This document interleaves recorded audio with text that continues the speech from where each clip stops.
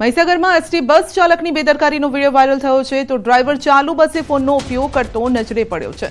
વડોદરાથી લુણાવાડા આવતી એસટીનો ચાલક મોબાઈલમાં વ્યસ્ત જોવા મળ્યો છે। ચાલુ બસે ફોનના ઉપયોગને લઈને મુસાફરોમાં પણ રોષ છે તો બસમાં સવાર 45 મુસાફરોના જીવ તાળવે ચોંટ્યા છે। જાગૃત મુસાફરે એસટી ચાલકનો વિડીયો સોશિયલ મીડિયામાં વાયરલ કર્યો। એસટી વિભાગ દ્વારા કાર્યવાહી કરવા મુસાફરોની માંગ છે। तो सवाल ए छे कि लोकोना जीव जोखममां केम मूकवामां आवी रह्या छे। एसटी बसनो जो अकस्मात थाय तो जवाबदार कोण रहेशे?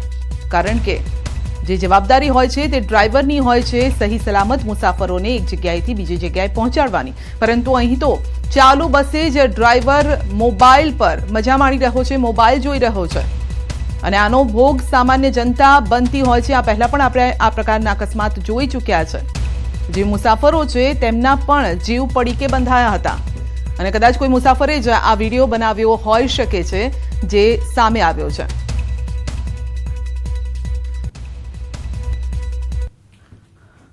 તો બેદરકારીની હદ કયા પ્રકારની છે તે આપ જોઈ લો। રાજકોટ અને મહીસાગરના આ દ્રશ્યો છે। ચાલુ બસે કઈ રીતે મોબાઈલમાં મસ્ત જોવા મળતા હોય છે ડ્રાઈવર કંડક્ટર। આ પ્રકારે પહેલા પણ વિડીયો આવી ચૂક્યા છે અને ઘણી વખતે અકસ્માતનો ભોગ પણ બનતા હોય છે।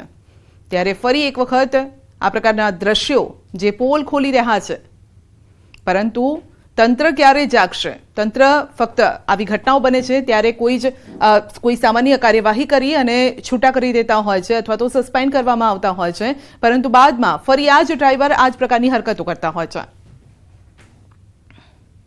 સુરતમાં પોલીસ કર્મીઓને લાગ્યું છે રીલ્સનું ઘેલું। ટ્રાફિક પોલીસ કર્મીને ફરજના બદલે રીલ્સમાં વધુ રસ છે।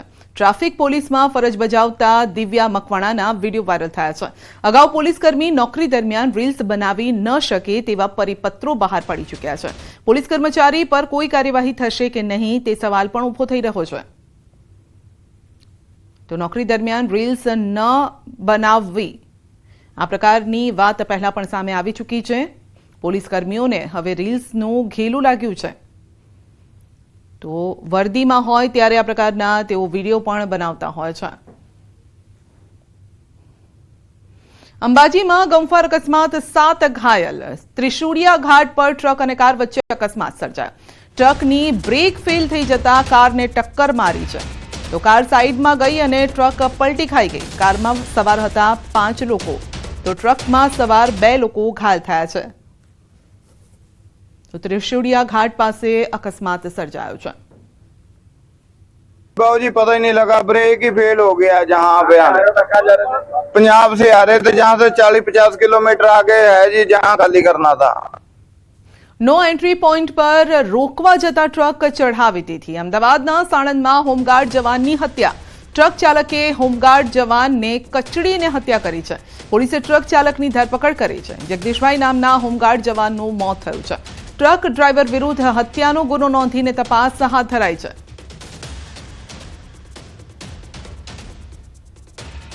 वडोदराना छाणीमां मोडी रात्रे फ्लेटनी दीवाल धराशायी थई। केनाल पासे नवी साइटना खोदकाम दरमियान बाजुना फ्लेटनी दीवाल धराशायी थई हती। सत्व प्राइम फ्लेटनी प्रोटेक्शन दीवाल तूटी पड़ी हती। दीवाल धराशायी थता 40 मकान खाली करवा पड्या। रात्रे बनेली घटनामां 40 परिवारोने अन्य जग्याए रहवा जवुं पड्युं छे। तो बिल्डरने रजूआत करी होवा छतां पण काम चालू राखता लोको मुश्केलीमां मुकाया छे।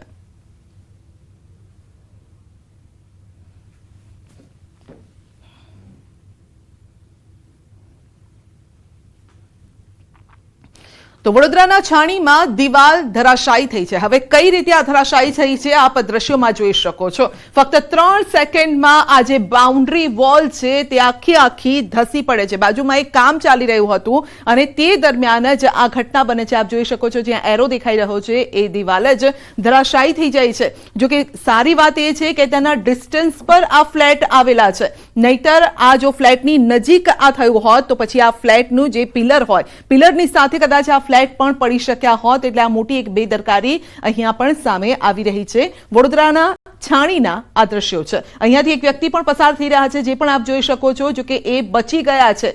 જો કદાચ એ પહેલા આ દિવાલ ધરાશાયી થઈ હોત તો એ વ્યક્તિ પણ તેની સાથે જ પડી ગયો હોત।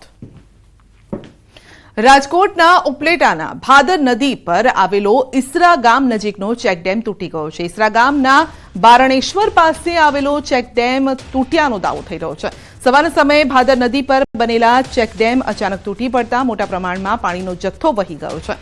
ચેકડેમ તૂટી ગયા બાદ વહેલું પાણી આસપાસના જે વહેતું હતું પાણી તે આસપાસના ખેતરમાં ઘૂસી ગયું અને જેના કારણે ખેડૂતો અને પશુપાલકો ચિંતામાં મુકાયા છે.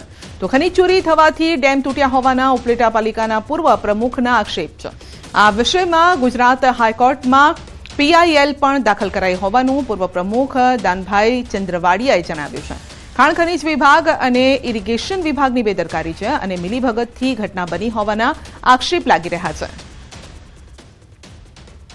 ભદ્રેશ્વર 2 બંને ચેકડેમો તૂટી ગયેલા છે. આજ રોજ સવારે 8 વાગે જે ભદ્રેશ્વર 2 ચેકડેમ હતો ઈસરાના સીમમાં આવેલો હતો એ તૂટી ગયો છે. આ બાબતે મેં અગાઉ ખાણ ખનીજ વિભાગ ઇરિગેશન વિભાગને અગાઉ રજૂઆત કરેલી હતી. આ બાબતે મેં હાઈકોર્ટમાં PLA દાખલ કરેલી હતી. આજ એ કેસ પેન્ડિંગ છે. ત્યારે કોઈ ખેડૂતોને આ બાબતમાં કોઈ ગંભીરતા નહોતી લીધી.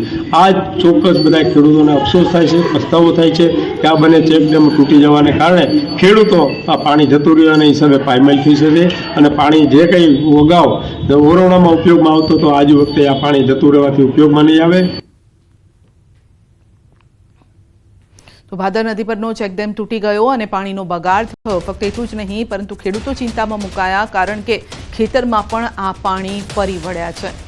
હાલ હવે ઉનાળાની શરૂઆત પણ થઈ ચૂકી છે ત્યારે પાણીની તાતી જરૂરિયાત હોય છે પરંતુ તેની સામે અહીં પાણીનો બગાડ થઈ રહ્યો છે. જામનગરના દરિયાકાંઠા વિસ્તારમાં આવેલા જોડિયા પંથકના લીંબુડા ગામના ખેડૂતોએ ઉનાળુ સિંચાઈ માટે આગોતરું આયોજન કર્યું છે. ખેડૂતોએ એકત્ર સરકારમાં નાણાં ભરી ગામના તળાવ ભર્યા. તો સિંચાઈ અને સૌની યોજનાના ડેમનું પાણી ગામના તળાવમાં ભરી દીધું. ગામનું તળાવ ભરી ખેડૂતોએ ઉનાળુ વાવેતરનું આયોજન કર્યું છે. તો ખેડૂતોના આ પગલાથી વાવેતરની આ સિઝન દરમિયાન સિંચાઈ માટે પાણીની તંગી ન સર્જાય તે તળમાં પણ લીલાશ રહેશે અને જળસંકટ ન સર્જાય તે માટે આગોતરું આયોજન કરી અન્ય ગામોને પણ ખેડૂતોએ રાહ ચીંધી છે.